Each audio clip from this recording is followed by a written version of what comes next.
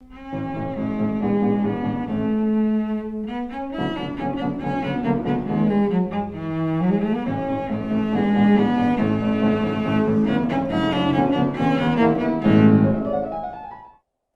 to the Weekly Report. It's May 6th. I'm Robert Barwick, and welcome again, Craig Isherwood. Thanks, Robbie. This week, they may have got Osama, but what about the Queen?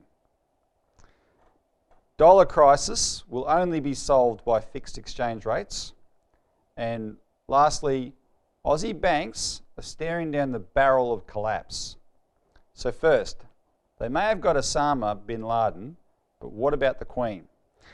Now, putting aside the doubts that have been risen from the changing stories about the killing of Osama bin Laden, which has raised a lot of doubts, the bottom line is the action that has been in the news this week does not represent justice for the victims of 9/11.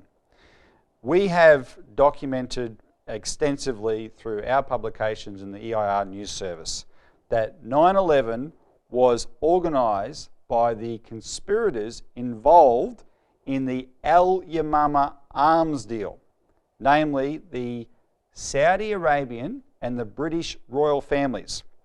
This was a deal that was brokered by Saudi Arabian Prince Bandar bin Sultan, which involved an exchange of Saudi oil for British fighter jets, and these British jets were made by BAE Systems. And the purpose of this deal was to create a multi-billion-dollar slush fund that the Prince Bandar himself boasted was used to finance Mujahideen terrorism, including Al-Qaeda.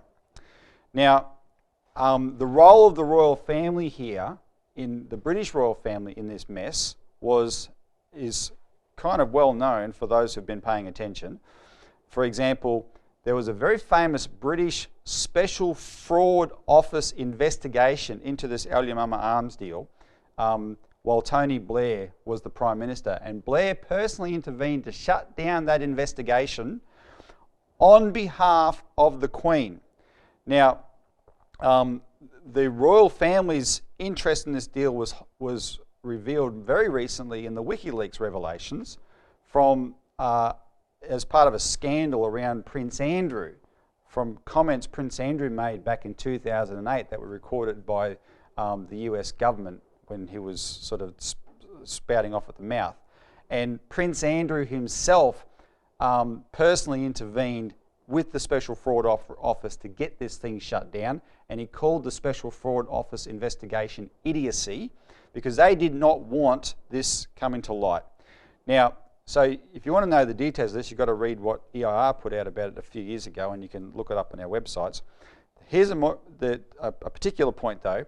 This deal wasn't simply a general slush fund for terrorism.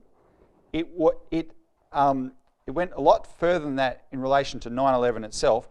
At least 2 of the 19 named hijackers held responsible for 9/11 were funded in America personally by Prince Bandar himself, and this funding included their flying lessons.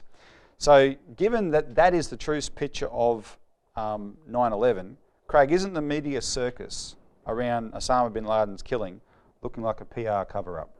Well, I think that's exactly what it is, Robbie. When we have these sorts of incidents that involve the US president and issues of terrorism, we always look to Mr. LaRouche's guidance here because he has, again, another track record on really dealing with the heart of the truth of what these issues are. And when you start to look at this mass media, you have to always ask your question, what are the lies that they're telling us?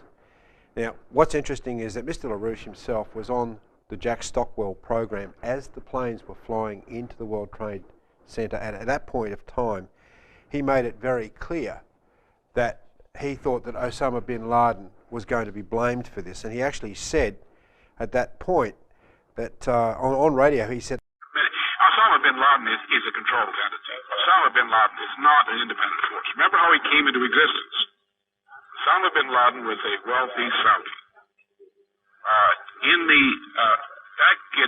1970s, during the Carter administration, or shall we say the Brzezinski administration, The idea of running an Afghanistan war on the borders of Soviet territory was cooked up by Brzezinski as a geopolitical operation. Well, Brzezinski was responsible. He don't necessarily cooked it up.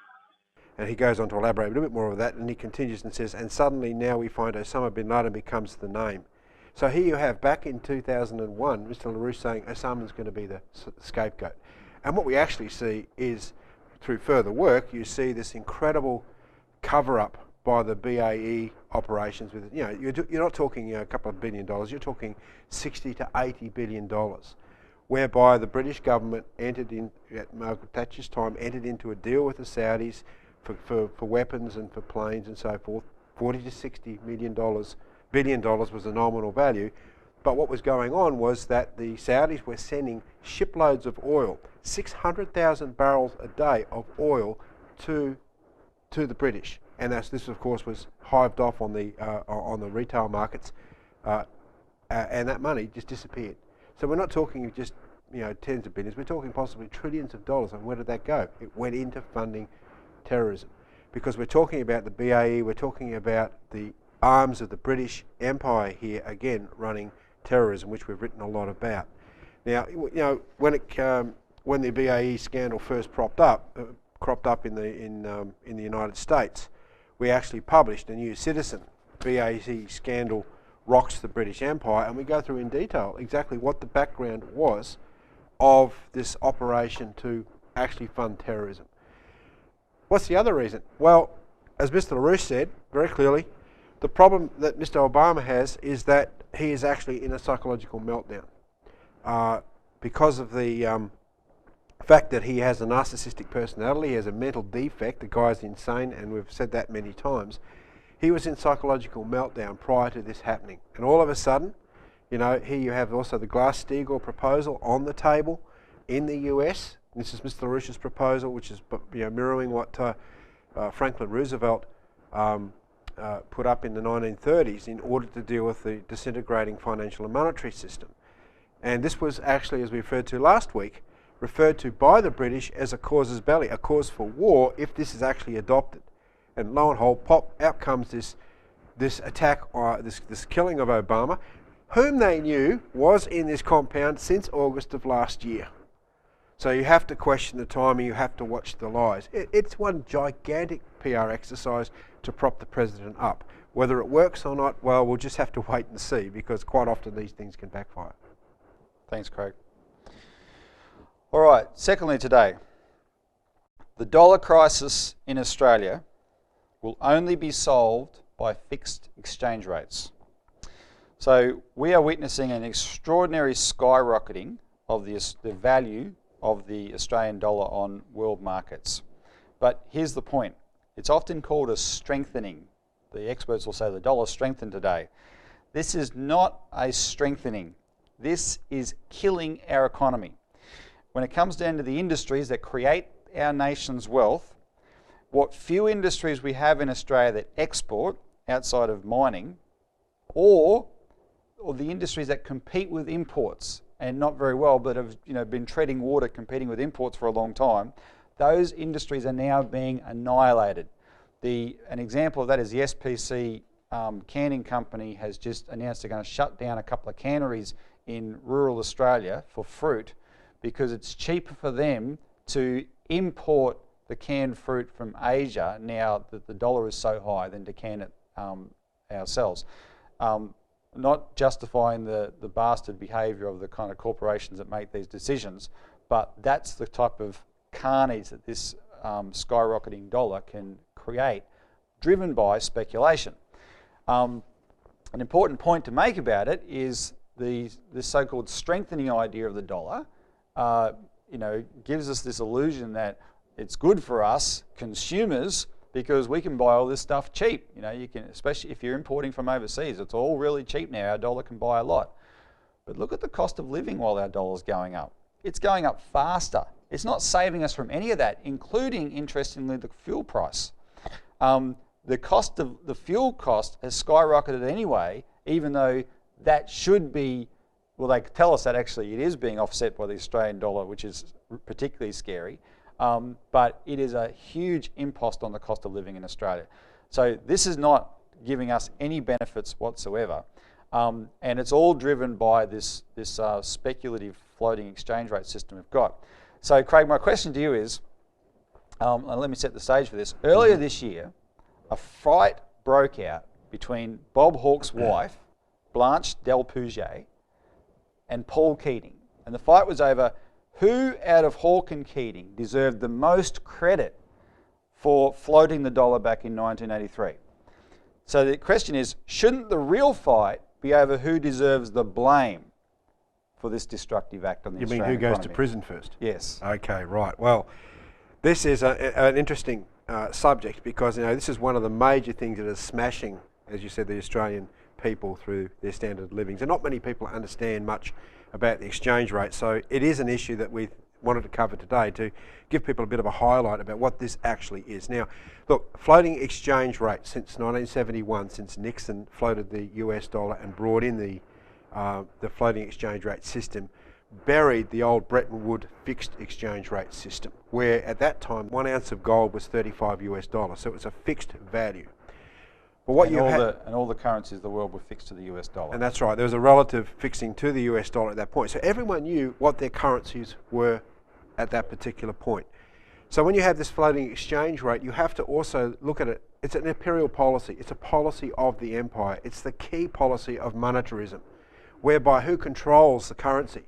Well, it's the mega speculators, people like George Soros, who created and who've created a massive wealth and used that wealth to literally attack the currencies of countries in order to promote these goals of literally destroying their internal physical economies on behalf of the empire. And a British asset run directly by the British cabinet, George Soros. That's right.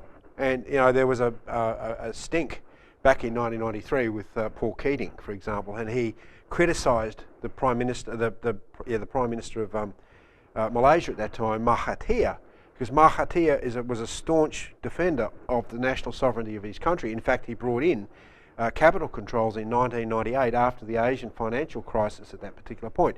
He was the only one to listen to Mr. LaRouche and fix the currency, the ringgit, at that point.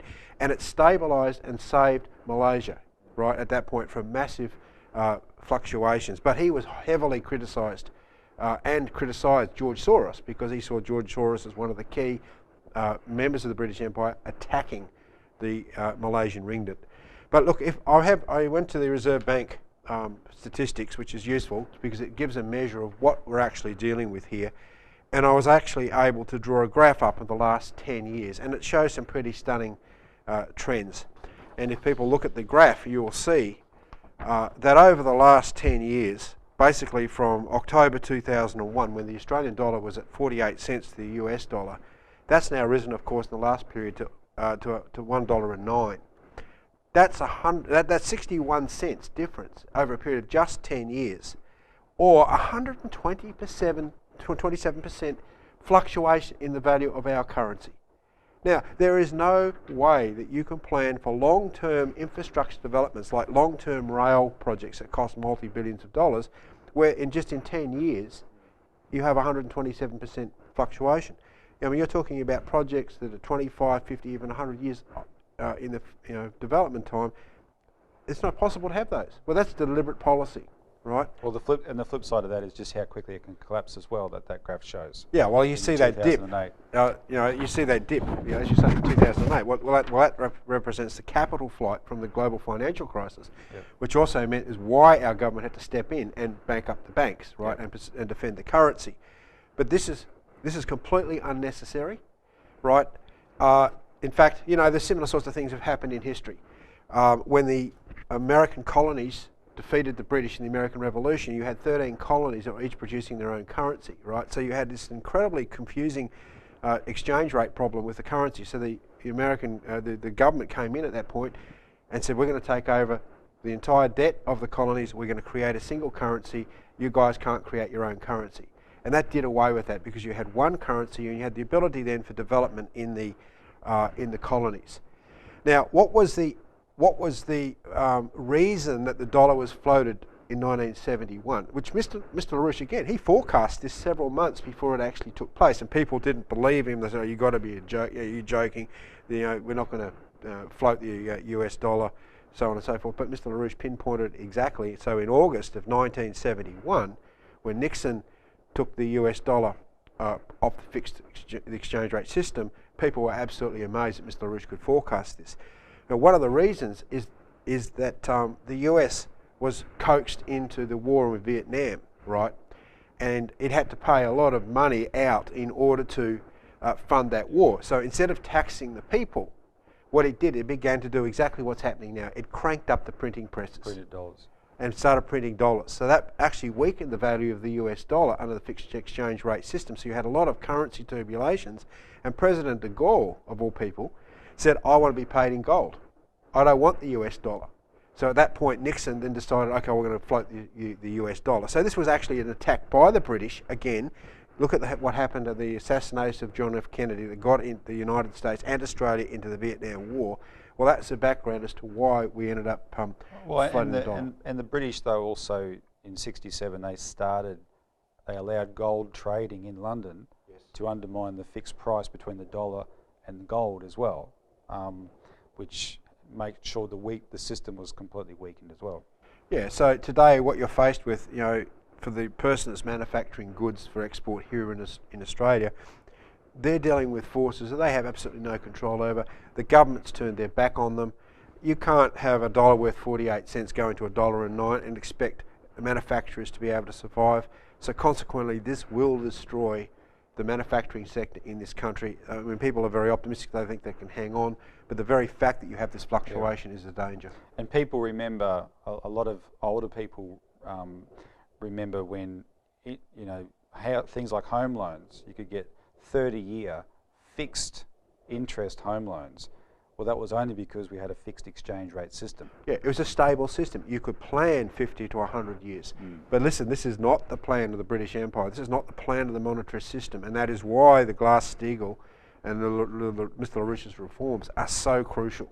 One thing that will be, for the audience benefit, just to foreshadow, we're going to do some future work on this subject, on the role of what's now Macquarie Bank, when it was known as Hill Samuel, a British City of London bank run by British intelligence, actually running the Hawke-Keating floating of the dollar in 1983 for this imperial purpose, as you said. Okay, so finally, in the time we've got left, Aussie banks are staring down the barrel of collapse. So, Australia's banks are yet again announcing record profits, and the way the banks tend to work is you get of the big four banks, NAB, Westpac and ANZ, they announce their profits at a certain time altogether, Commonwealth Banks at a different time. But as of this week, we now have the half-yearly profits for all the big four banks, and cumulatively, those half-yearly profits add up to over $12 billion. They're on track for an all-time record. At this rate, they're going to get to $24 billion. Now, here's the thing though. If you believe that huge profits like this means our banks are strong, think again. Remember Enron. Enron had huge profits too. When you look at the details here, our banks have never been in more trouble than they are right now. We are actually now, again, very much at the point that the banks faced in 2008 when they faced oblivion. And let me explain that. We've been talking about it in this forum for quite a long time. Just to give you one detail that's relevant to the picture, the so-called growth in profits, and that's what the banks are aiming for when they announce these profits. They want the profits to be growing. Even though it's bad PR for them and the population grown, the banks are trying to meet stock market expectations, etc. And if you're not growing your profits, then you're going to be sold down. In this case, the growth in their profits is an accounting trick. Most of the growth comes from the fact what the banks have done is they've wound back their provision for bad debts to next to nothing. Now, if you are not putting aside money for future bad debts, you can count that money as profit. And the banks have been aggressively winding that back. In fact, now they can't wind it back any further, right? So, but that's where the actual profit comes from. The problem, the other aspect of that, though, is it's a particularly nutty thing to be doing right now because their bad debts, they are facing a huge amount of them. The Westpac, which announced the biggest half-yearly profit of nearly $4 billion, had to admit that at the same time they're announcing this profit, the mortgage defaults are not only rising, they are now running at a higher level than they were at the height of the GFC. So those who have been around the CEC a while, you'd remember what we were screaming about in 2007 and 2008 when we were campaigning for our Homeowners and Bank Protection Bill, which was this massive wave of foreclosures across Australia from mortgage defaults. According to the figures, that's now at a higher level now. And here's what's scary. Interest rates, apart from a few spurts up toward the end of last year, they haven't been aggressively going up. The defaults are driven by the skyrocketing cost of living. People are just being hit across the board on every front, and that's what's causing these defaults. Now, the cost of living, of course, gets measured as inflation, and when inflation goes up, the Reserve Bank's one job is to control inflation. And how does it control inflation?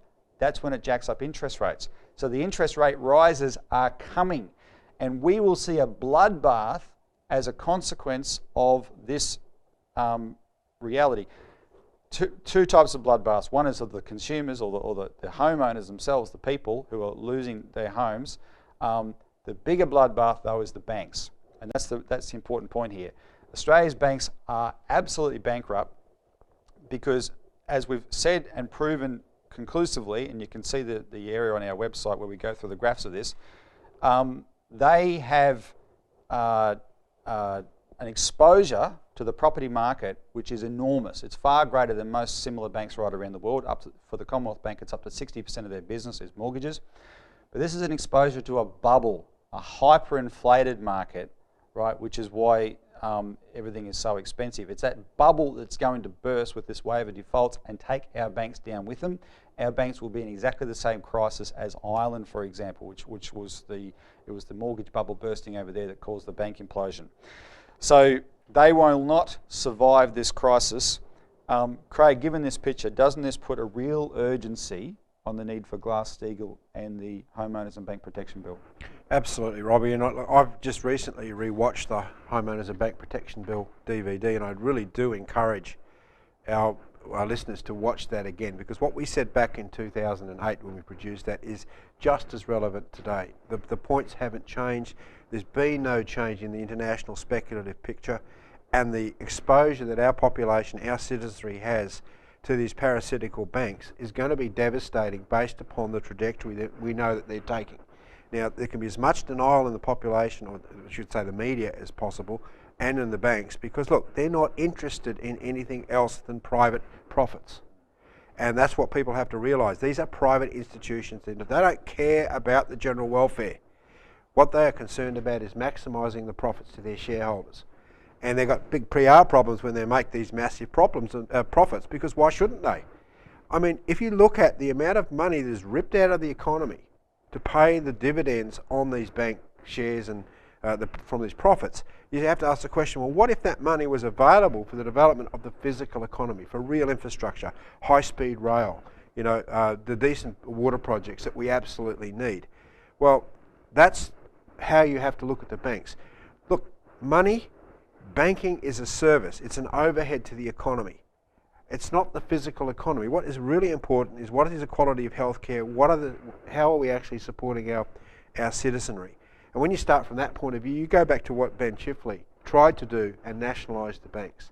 He tried to regulate them to the point, like he did during the war, where they played a useful role. But man, he had to fight hard against those creeps because they were out to maximise their profits. And it's not just the profits. This isn't a tool, again, the banks are tools of the British financial empire, the monetary system.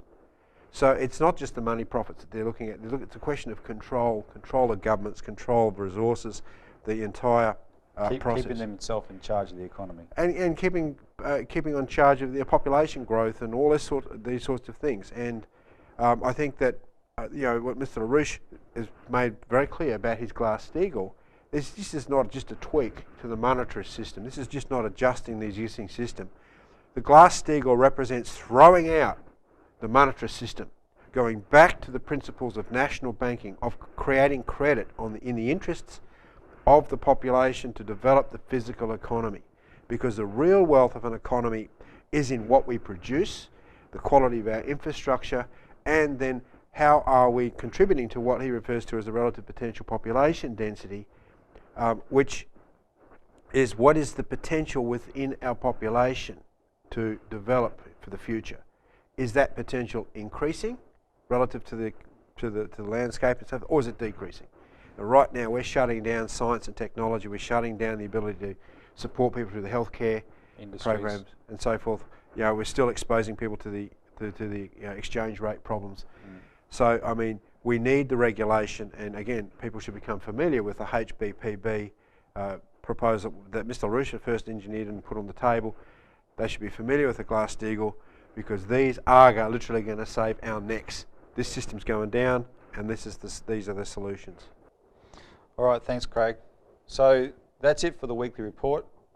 If you haven't had a chance yet, watch the Homeowners and Bank Protection Bill DVD. There's an internet version available on the website. You can also order a DVD from the office here.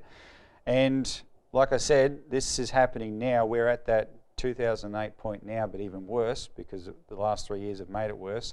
So the political fight to implement this has to be waged, and we're waging it. We need your support. So get involved with the CEC and get behind us on this. Call us, 1-800-636-432. Get on the website, and otherwise, stay tuned for more weekly reports.